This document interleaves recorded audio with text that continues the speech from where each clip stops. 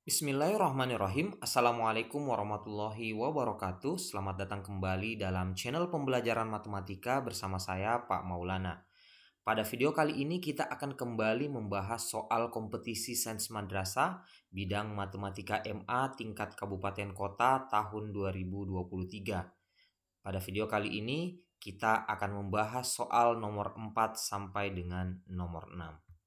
Tetapi sebelum itu, bagi kalian yang baru mampir ke channel ini dan ingin mengakses soal yang dibahas pada video kali ini, kalian bisa mengaksesnya melalui link pada deskripsi video ini.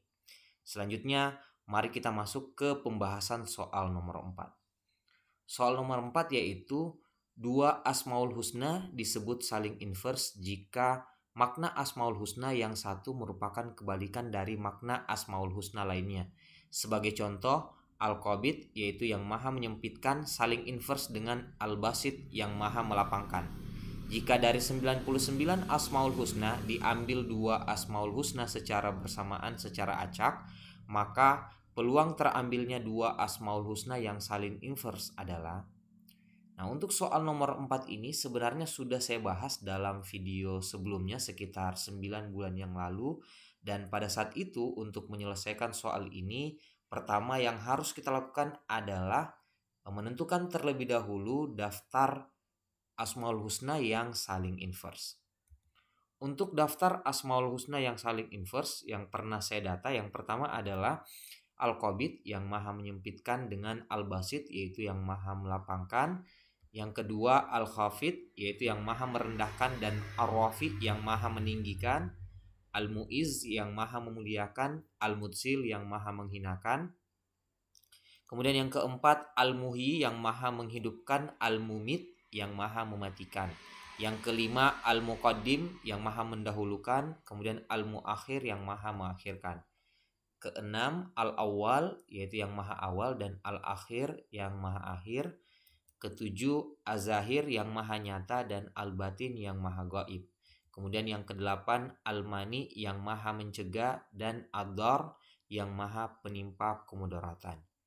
Nah, dari daftar Asmaul Husna ini yang saling inverse ternyata ada 8. Sehingga untuk menentukan peluang mendapatkan ayat yang saling inverse yaitu 8 per kombinasi 992. Kenapa di atas 8? Karena ada 8 pasang yang dapat kita temukan. Dan kenapa ruang sampelnya kombinasi 992? Karena kita hendak mengkombinasikan dua Asmaul Husna dari 99 Asmaul Husna yang ada. Sehingga diperoleh peluangnya adalah 8 per 4851. Sayangnya jawaban ini tidak ada dalam pilihan jawaban. Sehingga kita harus mengecek kembali daftar Asmaul Husna yang saling inverse ini. Apakah kurang dari itu atau lebih dari itu. Nah, misalnya kita ingin menghilangkan salah satunya ya, misalnya nomor 8, mungkin ini tidak termasuk dari yang saling inverse. Makanya dengan menghilangkan salah satunya kita bisa memperoleh peluang untuk mendapatkan ayat atau Asmaul Husna yang saling inverse yaitu 7 per 4851 yang jika kita sederhanakan menjadi 1 per 693 atau jawabannya adalah pilihan B. Nah, mungkin bagi kalian yang merasa bahwa 8 itu seharusnya masuk dalam daftar Asmaul Husna yang saling inverse, bahkan masih perlu ditambahkan satu lagi sehingga Asmaul Husna yang saling inverse itu ada 9. Maka jika kalian berpikir begitu, maka jawaban yang tepat adalah C. Tetapi ya mungkin banyak pendapat karena referensi saya juga yang mungkin terbatas. Makanya bagi kalian yang tahu lebih persis referensi tentang hal ini bisa berdiskusi melalui kolom komentar yang tersedia. Oke, jadi untuk versi video ini jawaban nomor 4 adalah B yaitu 1 per 693. Kita lanjut ke soal nomor 5. Seorang laki-laki wafat dan meninggalkan warisan uang tunai. Ahli waris laki-laki tersebut adalah istri, ayah, ibu, dan 2 orang anak perempuan. Jika selisih warisan uang yang diterima istri dan ibu sebesar Rp56.250.000, maka warisan uang yang diterima seorang anak perempuan sebesar. Nah, untuk menghitung banyaknya harta warisan yang diwariskan oleh si mayit, maka terlebih dahulu kita harus menjabarkan bagian dari setiap ahli warisnya. Nah, pada soal dijelaskan ada 4 ahli waris, yaitu yang pertama istri, ibu, ayah, dan 2 anak perempuan. Nah, untuk bagian dari istri si mayit ini dia mendapatkan 1/8 bagian karena dia mewarisi dua orang anak perempuan. Apabila si mayit tidak memiliki anak, seharusnya istri mendapat 1/4 bagian ya, tetapi karena memiliki anak, maka si istri mendapatkan 1/8 bagian. Adapun ibu si mayit mendapatkan 1/6 bagian dengan alasan yang sama ya, karena dia meninggalkan anak. Apabila si mayit tidak meninggalkan anak, maka ibu tersebut mendapat 1/3 bagian. Adapun bagian dari ayah yaitu mendapatkan 1/6 sekaligus mendapatkan sisa harta warisan yaitu asobah.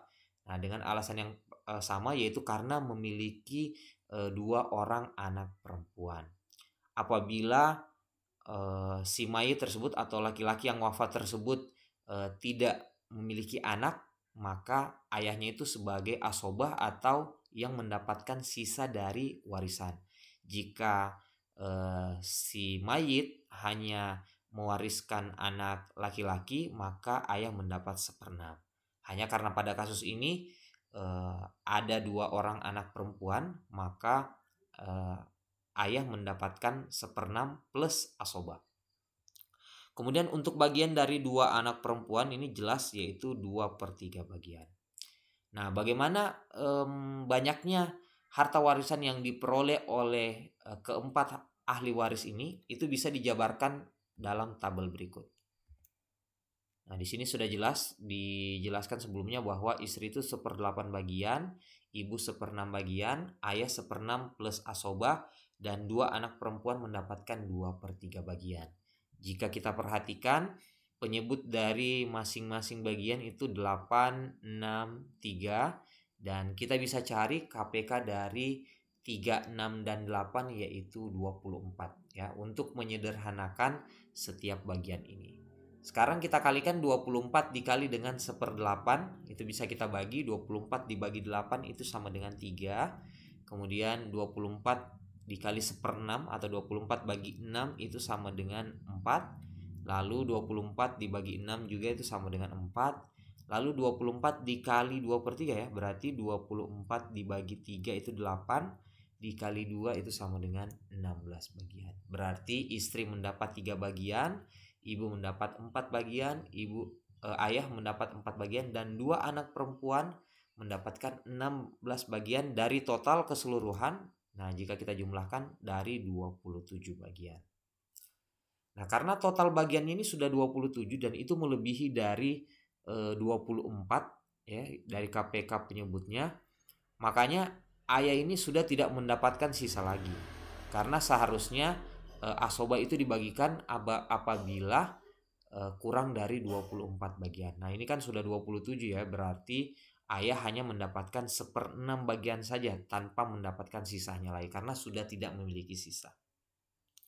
Dari sini bisa kita simpulkan bahwa istri mendapatkan 3 dari 27 bagian, ibu 4/27 bagian, ayah 4/27 bagian, dan 2 anak perempuan memperoleh 16 dari 27 bagian. Selanjutnya pada soal dikatakan bahwa selisih warisan istri dan ibu adalah Rp56.250.000. Sehingga bisa kita tuliskan 4/27X. Jadi X ini adalah total harta warisan si mayit. Jadi 4/27 bagian dari si ibu dikurang dengan 3/27X, yaitu bagian dari warisan istri. Nah, ini kita selisihkan ya, kita kurangkan 4/27X dikurang 3/27X itu sama dengan Rp56.250.000. 4/27 dikurang 3/27 itu sama dengan 1/27X sama dengan Rp56.250.000. Sehingga diperoleh banyak harta warisan si mayit totalnya adalah 27 dikali Rp56.250.000. Nah, sampai sini kita tidak perlu kalikan karena yang ditanyakan pada soal ini adalah bagian dari masing-masing anak perempuan. Karena di sini terdiri atas 2 anak perempuan dan total bagiannya adalah 16/27 bagian, berarti masing-masing anak memperoleh 8/27 bagian. Nah, berarti 8/27 dikali 27 kali Rp56.250.000. Nah, di sini alasannya kenapa tidak langsung saya kalikan tadi supaya lebih mudah untuk dibagi ya. Jadi di sini 27-nya kita bisa langsung bagi sehingga diperoleh bagian dari setiap anak perempuan yaitu 8 kali Rp56.250.000 yaitu Rp450 juta.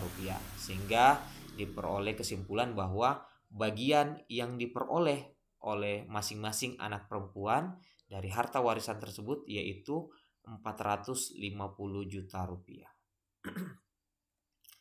Selanjutnya kita masuk ke soal nomor 6.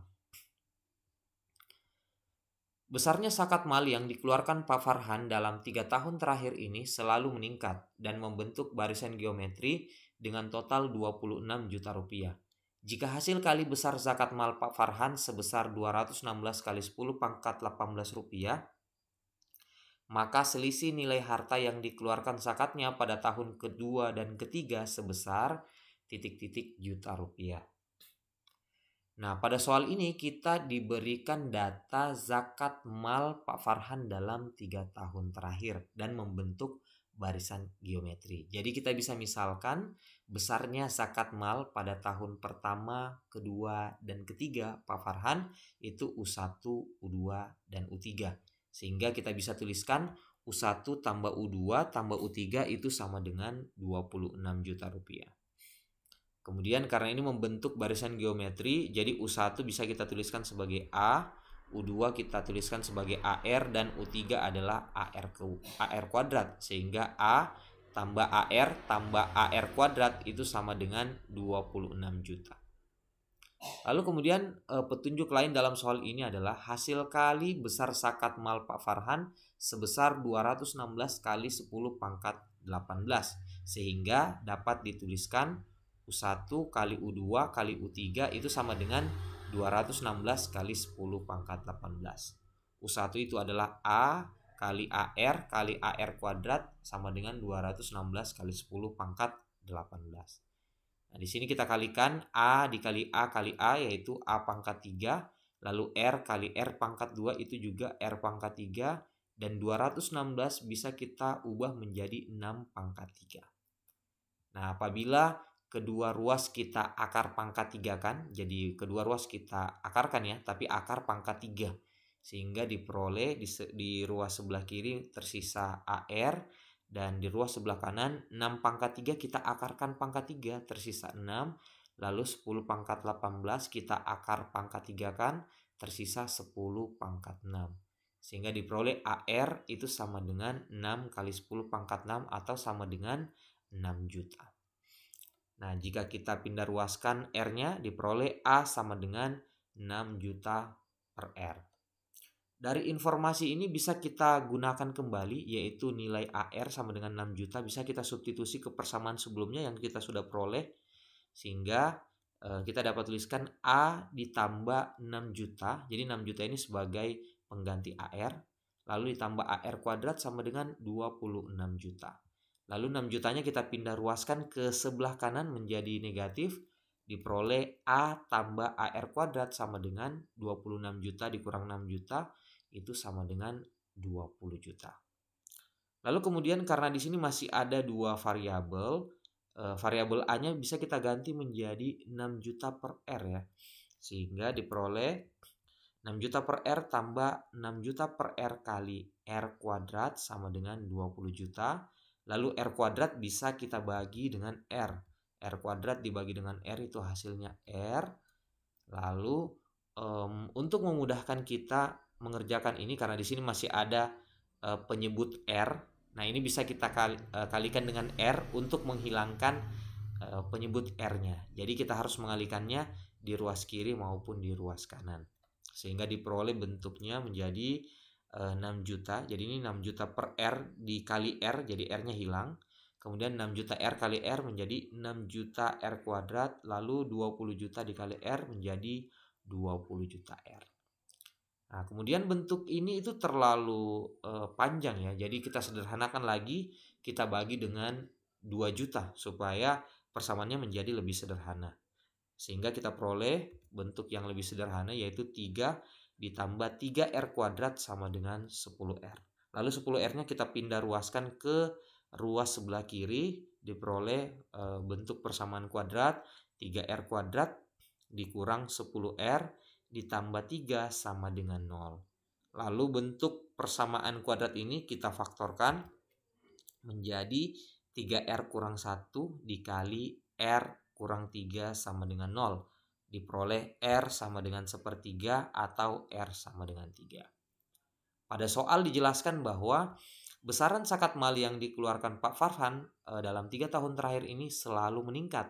Yang artinya rasio dari zakat mal yang dikeluarkan Pak Farhan itu harusnya lebih dari 1 ya, karena selalu meningkat.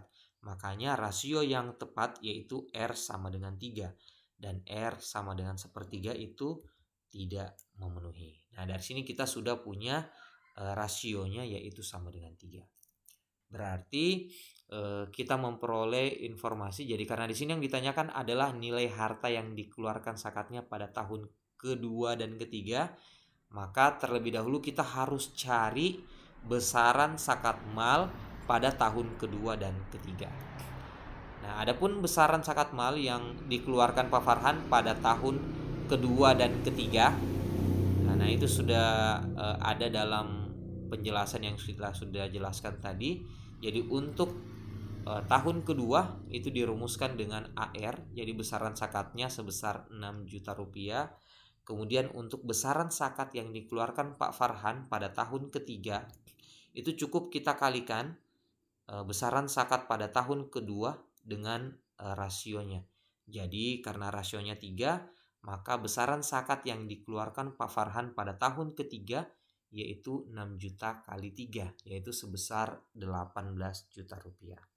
Nah, karena kita sudah punya data besaran zakat yang dikeluarkan Pak Farhan, maka selanjutnya kita mencari berapa nilai harta yang dikeluarkan oleh Pak Farhan. Nah, karena zakat mal itu 2,5% atau 1/40 dari nilai harta, makanya bisa dirumuskan bahwa nilai harta itu diperoleh dari 40 kali zakat yang dikeluarkan. Karena zakat yang dikeluarkan pada tahun kedua adalah 6 juta rupiah, maka nilai harta Pak Farhan pada tahun kedua yaitu 40 kali 6 juta yaitu 240 juta rupiah. Adapun nilai harta pada tahun ketiga yaitu 40 kali 18 juta rupiah yaitu 720 juta rupiah. Sehingga diperoleh selisih nilai harta pada tahun kedua dan ketiga Pak Farhan, cukup kita kurangkan saja ya, 720 juta rupiah dikurang 240 juta rupiah, diperoleh 480 juta rupiah. Sehingga jawaban yang tepat untuk soal nomor 6 ini adalah C. Oke, demikian pembahasan kita pada video kali ini. Jika kalian suka silahkan like dan share ke media sosial kalian. Jika berkenan silahkan tekan subscribe. Jika ada koreksi, pertanyaan, atau ada hal-hal yang perlu didiskusikan, silahkan komentar di kolom komentar yang tersedia. Sekian untuk video kali ini. Assalamualaikum warahmatullahi wabarakatuh.